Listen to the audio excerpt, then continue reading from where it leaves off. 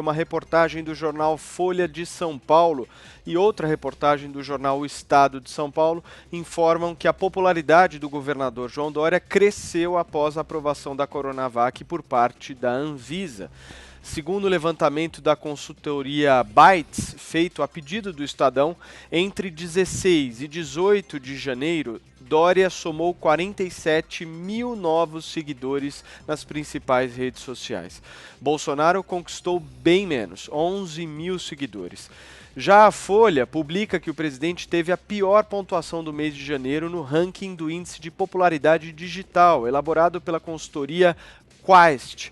Bolsonaro ainda é o primeiro colocado dentre uma lista de 9 nomes que devem influenciar as eleições presidenciais de 2022, mas perdeu quase 20 pontos desde o início do mês. Dória, no entanto, ganhou 18,7 pontos apenas entre o sábado e o domingo. Após a foto com a primeira pessoa vacinada, o tucano bateu Lula, Rodrigo Maia e Ciro Gomes e encostou em Luciano Huck em segundo lugar. Pressionado, Jair Bolsonaro afirmou hoje não poder dizer que é um excelente presidente, mas fez uma contraposição com administrações anteriores. Zé Maria. Olha, Paulo, é interessante que eu acompanhei essa história desde o início. Logo ali, quando Mandetta deu ali as primeiras falas em contradição com Jair Bolsonaro, eu conversei com ministros próximos do presidente e que falaram, não, fica tranquilo, isso aí é o seguinte, nós teremos um remédio para curar isso aí, isso não vai progredir. E eles tinham ali na manga uma grande cartada que era a tal da cloroquina e outros remédios que poderiam curar a Covid-19. Isso não aconteceu. Só que houve um momento em que o presidente poderia recuar de insistir na história da cloroquina e de outros remédios, porque a pressão foi muito forte e contrária. Veja bem, se a cloroquina não está cientificamente comprovada de que cura, também não está cientificamente comprovada a imunização através das vacinas que foram apresentadas até agora.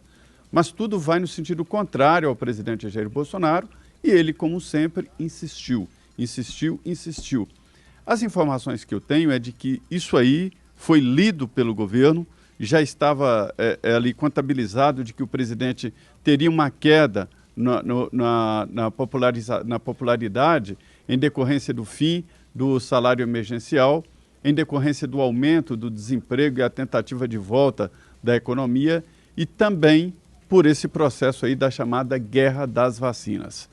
A gente sabe também que logo depois desse processo aí, a economia vai ser retomada, mas os empregos não irão nessa mesma proporção e o presidente terá uma certa dificuldade.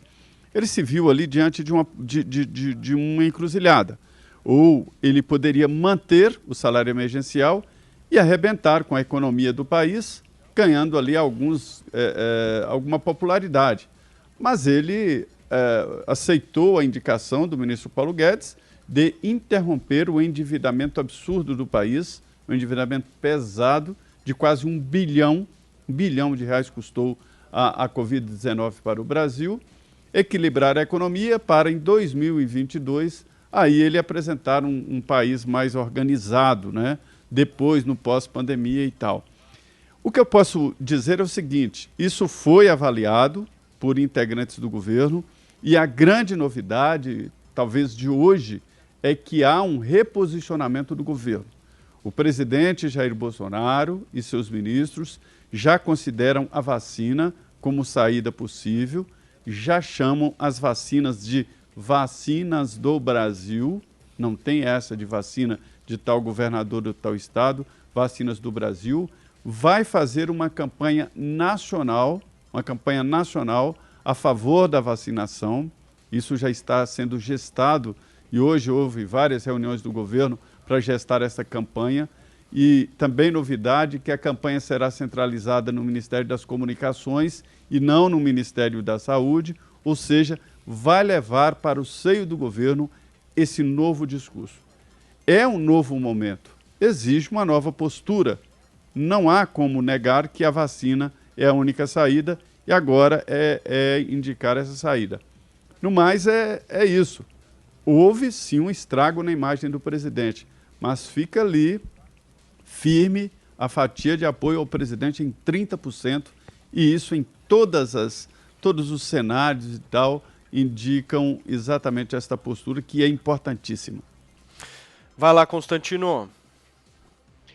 Pois é, nessa guerra das narrativas, né, que jogou um remédio como a hidroxicloroquina no colo da ideologia e associado ao Bolsonaro, a vacina do lado do Dória, essa briga entre esses dois políticos que estavam juntos até 2 anos atrás, só tem um perdedor, né, que é o país, é o Brasil. Tudo isso é muito lamentável de ver, essa politização absurda no meio de uma pandemia. Eu não escondo aqui, na minha análise, que já foi feita antes várias vezes, que quem acusa o outro lado de mais politizar é quem mais tem politizado, que, na minha opinião, é o governador João Dória. Ambos têm feito, mas da forma que o João Dória fez, assumindo essa postura de eu falo em nome da ciência e monopolizando a preocupação com a vida, enquanto que o outro seria um sociopata insensível, genocida, obscurantista, isso aí foi forçar a mão, né? Foi exagerar na dose, e isso pegou muito mal. Agora, nesses últimos dias, o acontecimento específico da vacina, não resta dúvidas de que João Dória sobe, Jair Bolsonaro desce, né? Houve uma perda, um desgaste para o presidente e um ganho, uma recuperação de alguma imagem aí do governador João Dória. Agora, dito isso, Paulo, antes de mais nada, a premissa que eu acho que tem que ser questionada, um passo atrás, é o seguinte: vale ou não vale essa questão da influência nas redes sociais? Por que eu estou colocando assim? Porque várias vezes, né, na versão do ano passado e tudo, no programa, eram outros debatedores, mas enfim, o fato é que várias vezes quando eu trazia esse tipo de coisa, ou quando surge isso na imprensa, né, a reação que nós vemos muitas vezes é a seguinte: se é o Jair Bolsonaro que está bombando nas redes sociais, isso é robô, gado, gabinete do ódio ou irrelevante, porque o Twitter não é o Brasil.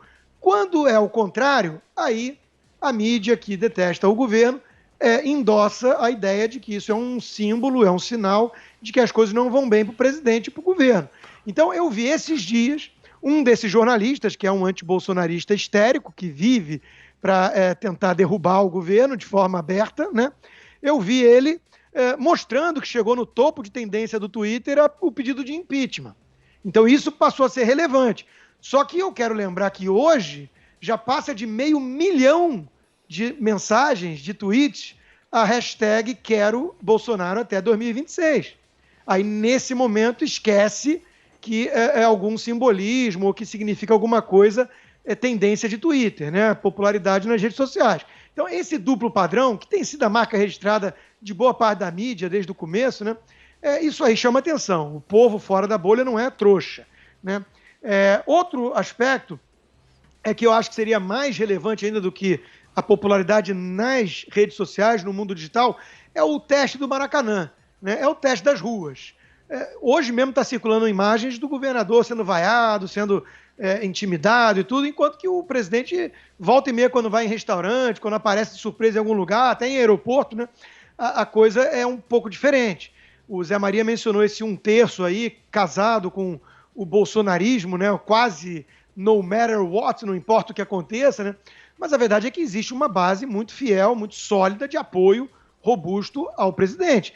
E eu acho que muito se deve a essa postura dos seus opositores. Quando percebem esse duplo padrão, essa hipocrisia, quando percebem que Rodrigo Maia é tido como um grande estadista pela mídia e que está no colo do PT negociando o comando da Câmara para boicotar a agenda vencedora nas urnas e fala que a culpa é do ministro Paulo Guedes e ele é o liberal, né, o próprio Rodrigo Maia. Quando as pessoas veem esse tipo de comportamento, chama atenção e aí toma uma defensiva. Fala, opa, se está desse lado todo, junto com o Ciro Gomes, com o PSOL, com o PT, esse bando de isentão, fingindo que defende a liberdade e a democracia, né, ao lado dessa turma que defende o ditador Nicolás Maduro, e falando que o Bolsonaro é a pior coisa que aconteceu na democracia brasileira, não reconhecendo nenhuma virtude no governo, tratando ele como um genocida, né, como... Aí pega mal, de novo, eu acho que é exagerar na dose e isso tem uma reação, né, toda ação gera uma reação. E por fim, não confundir né, essas repercussões de Folha de São Paulo, que vive numa bolha, né, da elite cosmopolita, progressista, com a realidade lá fora no Brasil. Então, o teste das ruas, o teste do Maracanã, é que nós temos que ver. Essa convocação de panelaço aí por ator global, por apresentador global, de olho em 2022, isso aí me parece que não é para o presidente desprezar, na minha opinião, ele tem que estar atento, né? Mas me parece muito incipiente e muito forçado, né? Porque tentaram criar uma narrativa de que ele é o culpado pelo que está acontecendo em Manaus, tudo de novo. Exageram na dose. É até o recado que eu dou para a turma, né? Depois dizem que eu pego no pé deles, mas eu estou dando um recado amigo, né? Porque exagerando tanto na dose com esse tipo de narrativa estapafúrdia, né? O que vai acontecer é que essa base de 1/3 de apoiadores do presidente Bolsonaro vai ficar cada vez mais fiel a ele, porque percebe que do outro lado só tem um bando de picareta, né? Diogo. Popularidade digital não é a mesma coisa que a aprovação, né?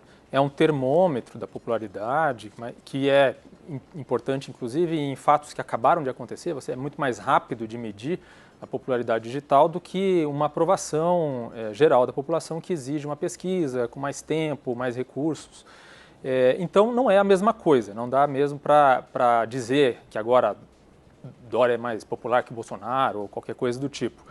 De fato, o Dória teve ali uma vantagem, né, com essa possibilidade de iniciar a vacinação antes, de ter investido na vacina e ter conseguido, né, obtido essas vacinas, essas doses antes da Anvisa aprovar.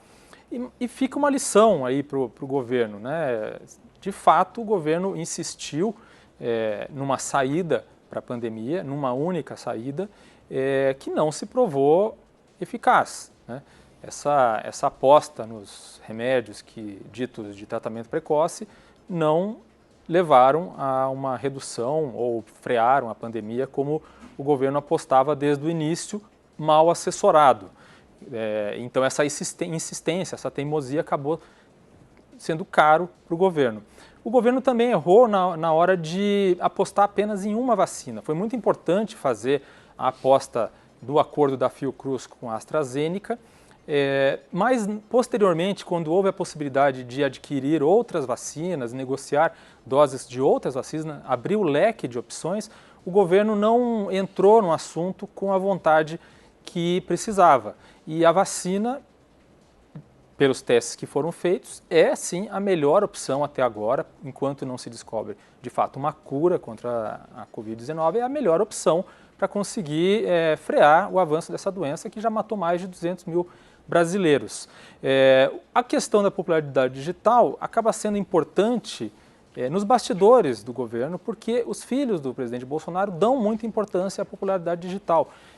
O vereador Carlos Bolsonaro, filho do presidente, é um dos que dá muito valor para essa popularidade digital. Então, talvez isso se pegue mal ali no governo e o governo esteja sentindo mais a pressão também por essa baixa nas redes sociais.